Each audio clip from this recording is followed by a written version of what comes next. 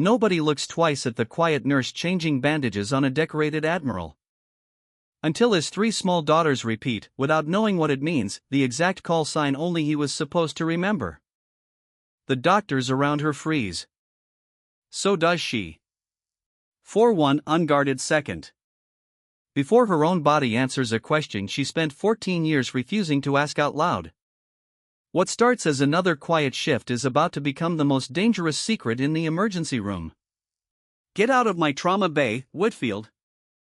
Dr. Preston Hale didn't look up from the monitor. He never looked at nurses when he talked to them. He looked past them like they were furniture that occasionally moved on its own. Sloane Whitfield stepped back from the gurney anyway. She didn't argue. Arguing drew attention. And attention was the one thing 4 years of quiet, careful work had trained completely out of her. "Yes, doctor," she said, soft, shoulders low, head down. It cost her nothing to say it. And it bought her everything. The right to stay invisible in a building full of people who thought invisible meant harmless. Bay 4 was already prepped. Clean sheets. Fresh gloves. A crash cart wheeled into position with the kind of care usually reserved for something fragile and expensive. "Do you understand what's coming through that door?" Hale asked the room, though nobody had asked him. A flag officer. A rear admiral. This is not a GSW from the interstate, people. This is the kind of case that gets written up. Written up, Sloane almost smiled. Everything with Hale came back to who would notice. He was young for his title, Chief of Trauma Surgery at 39, a face the local news liked to put next to words like miracle and hero. He'd done 2 segments on a morning show last spring. He kept the clip on his phone. "Somebody call PR," he said. "I want a photo the second he's stable." The charge nurse, Denise, caught Sloane's eye across the bay. Neither of them said anything. They didn't have to. The radio at the desk crackled. Dispatch garbled through static, then came through clearer. Asterisk inbound, single vehicle MVA. Adult male, 62, restrained driver. Airbag deployed. Ambulatory on scene, refusing transport delay. ETA 4 minutes. Patient is at asterisk. The voice hesitated. Like even dispatch knew this one mattered. Asterisk patient is Rear Admiral Daniel Merrick. U.S. Navy. Asterisk. Hale's whole posture changed. He rolled his shoulders back. He checked his reflection in the dark glass of a monitor that wasn't even on. Sloane felt something else entirely.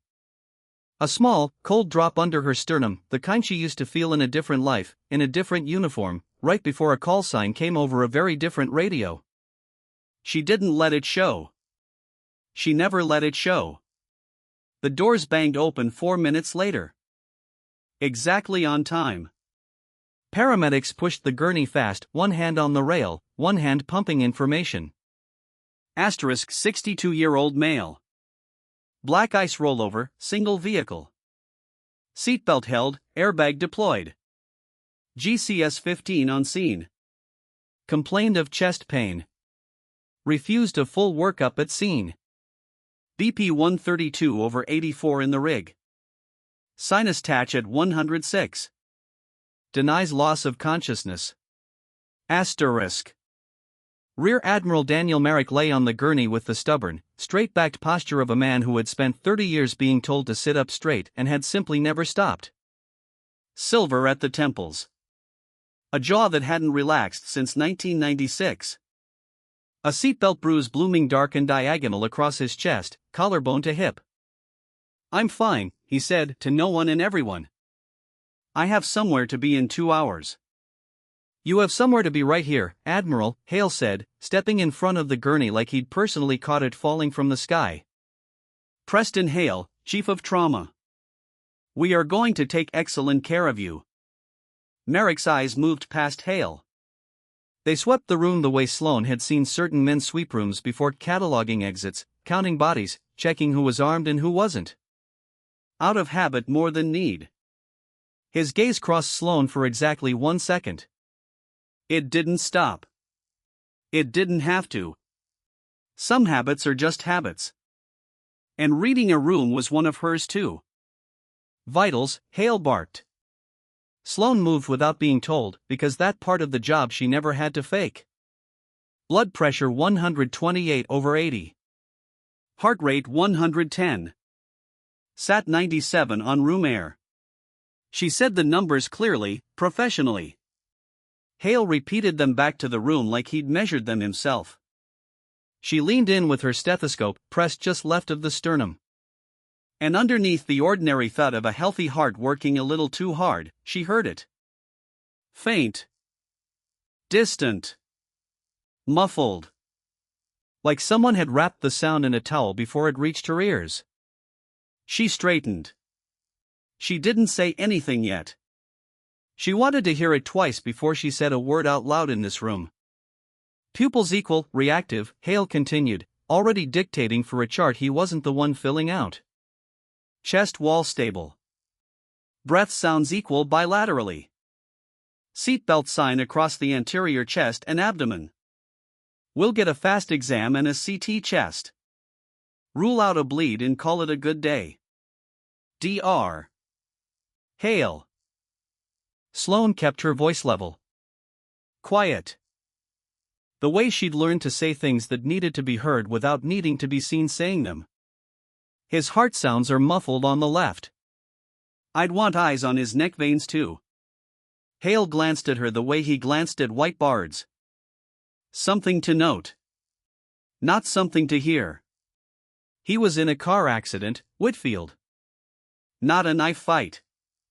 Muffled is subjective. Chart the vitals I gave you. Copy that, she said. And wrote it down anyway in her own small shorthand, in the corner of her own memory, where nobody needed a doctor's permission to keep a fact alive. Merrick's eyes had drifted to the ceiling. To somewhere else entirely.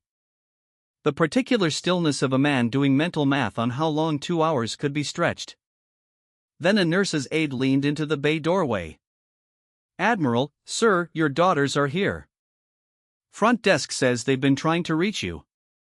Social work cleared a short visit if you're stable. Something in Merrick's face cracked open, just slightly, at the word daughters. Let them in, he said. Please. 3 small girls came through the curtain in near-identical navy coats. 7 years old. Triplets. Each one gripping a different piece of the last hour like it might come apart in her hands. The tallest one, barely by an inch, held something small and battered against her chest. A child's toy walkie-talkie. The kind with a broken antenna and a sticker half peeled off. The plastic worn pale at the edges from years of being held. Daddy, she said. And that one word cracked the room open more than any title ever could. I'm okay, Junebug, Merrick said, reaching for her hand with the arm that didn't have a line in it. I'm okay. Come here, all 3 of you. Sloane stepped back to give them room. Back toward the counter. Back toward the machines. Back toward the version of herself that watched from corners. She kept her eyes on the monitor instead of the family, because the monitor was honest in a way rooms full of people rarely were. 128/76. Trending. Then 124. The blood pressure had dropped 4 points in 6 minutes. Small. Explainable by nothing, maybe. Or explainable by something with a name she already suspected and hadn't said out loud yet. Because saying it out loud without proof, in this room, to this doctor, was a door that only opened one way. The little girl with the broken walkie-talkie thumbed the button on its side without thinking. The way children do with old, half-forgotten toys. It hissed a burst of static into the room, tinny and sharp. Sloane's hand went still on the chart. Just for a second. Just long enough that if anyone had been looking at her instead of the Admiral, they might have seen something they couldn't quite name. Nobody was looking at her.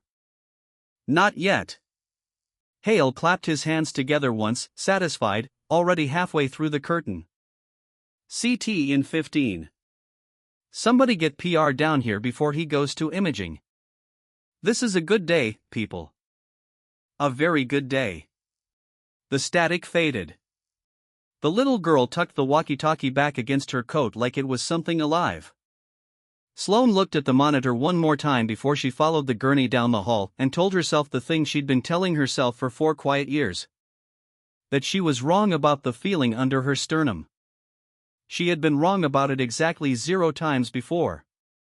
The CT read came back 40 minutes later. Sloane read it over the resident's shoulder before Hale ever touched a printout. Asterisk small pericardial effusion, trace. No mediastinal widening. No active extravasation, asterisk. Trace was the word that would save Hale from ever having to think about this patient again. And she watched him grab onto it with both hands. Trace effusion, stable vitals, no widening. This is a seatbelt bruise and a scare. Nothing more. He said it to the resident trailing him loud enough for the hallway to hear. We'll admit for observation, telemetry overnight, and he goes home tomorrow. A hero who survived a car wreck. His pressure is still trending down, Sloane said. 118/70 now. Heart rate is up to 116.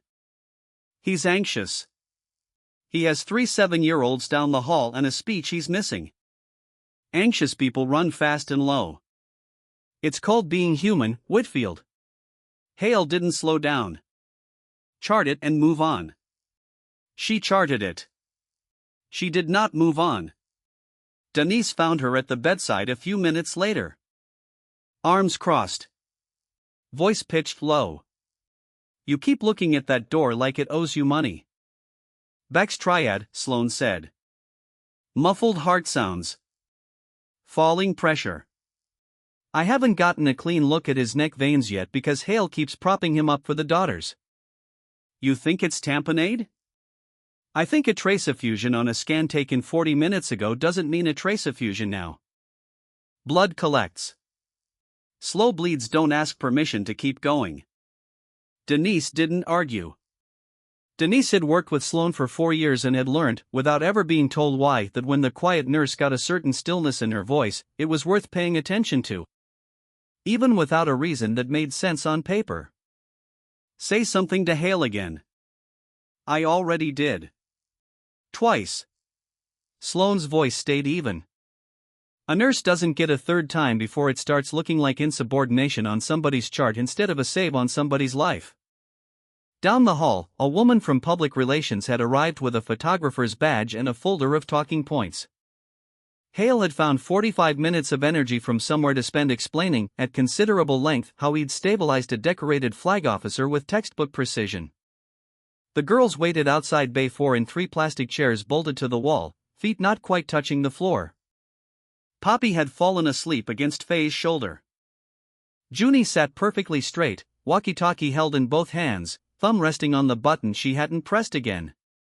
Sloane crouched to their eye level on her way past, the way she did with every frightened kid in this hallway. Because that part of the job was never a disguise. That part was just true. Your dad's a tough guy, she said. He's going to be just fine. Junie studied her with the unblinking, patient attention that only children and interrogators seem to manage. He says that too, Junie said. Right before the scary parts. Sloane's chest did something complicated. She smiled instead of answering, because there wasn't a version of the truth small enough to hand a 7-year-old. And she walked back into Bay 4 before her face could say more than her mouth was willing to. Merrick was propped up for the photo now. Gown straightened. Blanket arranged. Hale positioned at his shoulder like a man posing next to a trophy fish. The photographer counted down. The flash went off twice. Perfect, Hale said. Absolutely perfect. Sloane watched the monitor over Merrick's shoulder while the camera clicked a third time. 106/64. Heart rate 128. Sat down to 94.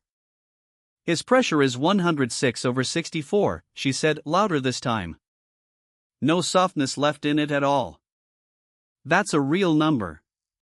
Not an anxious one. He just had his photo taken, Whitfield. Not a stress test. Hale still didn't turn around. People's pressure moves. It's not a crisis every time a nurse frowns at a screen. Merrick's hand found the edge of the blanket and gripped it. His breathing had changed, shorter, higher in his chest, like he was fighting to move air into a space that kept shrinking. Something's, he started, and didn't finish. His neck veins stood out suddenly, unmistakable cords under the skin that hadn't been there 30 seconds ago. His color shifted from flag officer pink to something gray and wet at the hairline.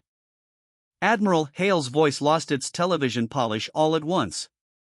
BP's crashing, Sloan said, already moving, already past the point where anyone's permission mattered. 82/40. He's tamponating. Right now. In front of us. That is not what the CT. The CT is 45 minutes old and he's dying in real time. Sloane's hands were already at the crash cart. Already pulling drawers she hadn't been assigned to touch. I need a sub-xiphoid approach kit. Now. You are a nurse, Hale said, and for the first time all day, his voice actually shook. You do not perform procedures in my trauma bay. Merrick's eyes rolled unfocused, searching the ceiling for something to hold onto. His lips had gone the color of old bruises. Outside the curtain, muffled through fabric and distance, a child's voice rose in panic. And a small plastic radio crackled once, sharp and electric, static blooming into the hallway like it had been waiting its whole cheap little life for exactly this moment to speak. Sloane's hand closed around an 18-gauge spinal needle before her mind had finished deciding to reach for it. Get out of my way, Dr. Hale, she said. Or start compressions when he arrests in the next 90 seconds. Your choice. Hale didn't move fast enough. And in the 4 seconds it took him to decide whether to fight her or follow her, Sloane had already scrubbed a wide circle of antiseptic below the xiphoid process, with a hand that did not shake at all. Somebody call it, she said. Not to Hale. To the room. Rear Admiral Daniel Merrick. Cardiac tamponade secondary to blunt chest trauma. Performing emergent pericardiocentesis, sub-xiphoid approach. You cannot, Hale started. I already am. She angled the needle 45 degrees off the skin, aimed toward the left shoulder, the way a hand learns a thing once and never fully forgets it, no matter how many years it spends holding a clipboard instead. Merrick's pressure sat at 78/38 on the monitor behind her. A number with a very short clock attached to it. The needle slid past skin. Past fascia. Past the resistance of muscle. And she felt the exact moment it crossed into the pericardial sac, a change in pressure against her fingertips so small that most hands never learn to feel it at all. Hers had learned it a lifetime ago. In a place with no clean sheets and no monitors that beeped politely before they screamed. Dark blood flooded the syringe. Not bright, arterial red. Dark, venous, pooling blood, the kind that had been squeezing the life out of a beating heart, one heartbeat at a time. That's the sac, she said, steady. Confirmed tamponade. She drew back, slow and controlled, watching the monitor instead of the syringe. Because the syringe would tell her what she already knew. The monitor would tell her whether it was working. 40 milliliters. The pressure ticked up. 86/42. 60 milliliters. 94/56. 80 milliliters. 102/64. And Merrick's color came back into his face like someone had turned a dimmer switch the right direction after years of it stuck going the wrong way. Sats climbing, someone said from across the room, disbelief threaded through every word. 96. 98. Merrick's eyes focused. Actually focused. On the ceiling first, and then, slow and deliberate, on the woman standing over him with a needle in one hand and a professionalism in her spine that had not existed in this hospital's version of her 10 minutes earlier. There, Sloane said, quiet again, now that the room had stopped needing her to be loud.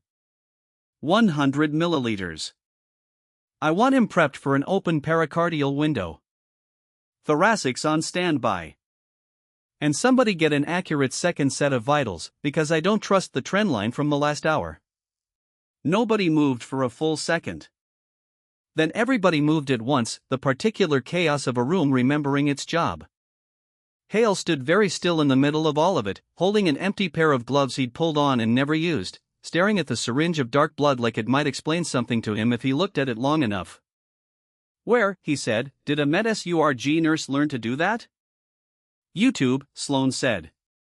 And did not smile. And turned back to her patient. Because the answer that was true did not belong to this hallway. And the answer that was easy was the only one she owed him. Merrick's hand found her wrist. His grip was weak. Thready. But it was deliberate, the grip of a man who had commanded rooms for 30 years and still knew exactly how to make a small gesture carry the weight of something much larger. "That approach," he said, voice thin and rasped, but clear underneath it. 45 degrees. Left shoulder. Rest, Admiral. Nobody teaches nurses that angle. His eyes held hers. "I've had that exact needle in my own chest before. Different decade. Different desert. I know what it feels like when somebody's hand has done it more than once." She didn't answer that. She checked the drip rate on his 4 instead. Adjusted it by a hair. Gave herself somewhere else to look. Outside the curtain, the resident who'd been assigned to Bay 4 all shift was already on the phone with the OR, repeating a version of events that made Sloane sound like a footnote in her own emergency.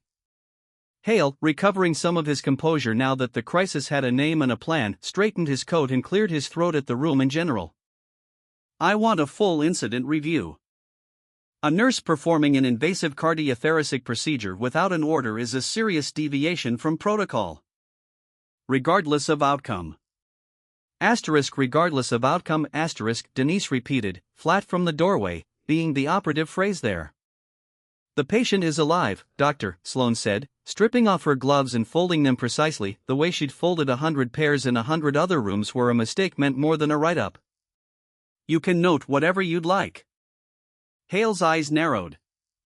And underneath the wounded ego, something colder and more careful moved across his face, the calculation of a man deciding whether the story that made him look best was the one where a nurse saved his patient, or the one where he trained her to. "Somebody pull her personnel file," he said, already walking away. "I want to know exactly who I'd been working next to." Sloane watched him go.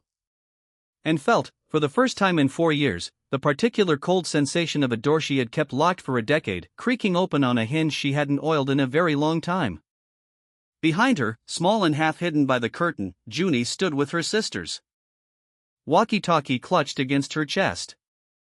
Staring at Sloane the way people stare at something they've just watched turn out to be more than what it looked like 5 minutes ago. "You're fast," Junie said quietly, mostly to herself. Sloane crouched down to meet her eyes. Because that instinct had never been part of any disguise. That part was just true. "Your dad's going to be okay," she said again. And this time it wasn't a guess. It was a fact she had just personally guaranteed with her own 2 hands. Junie nodded slowly. She did not let go of the little plastic radio. And she did not stop watching Sloane's face all the way down the hall toward the OR doors, like a child cataloging something she intended to remember for the rest of her life. The personnel file came back 40 minutes later. It told Hale exactly nothing he wanted to hear.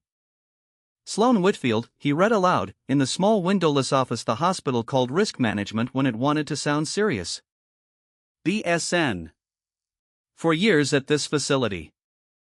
3 prior years at a county trauma center. Solid evaluations. Nothing flagged. Nothing that explains a pericardiocentesis performed like she's done it 100 times. "Maybe she has," Denise said from the doorway, arms crossed, uninvited, unbothered by that fact. "Nurses don't do 100 pericardiocentesis, Denise.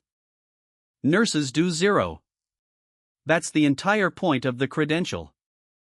The hospital's risk manager, a tired woman named Carol who had seen every version of this conversation before, tapped her pen against a legal pad.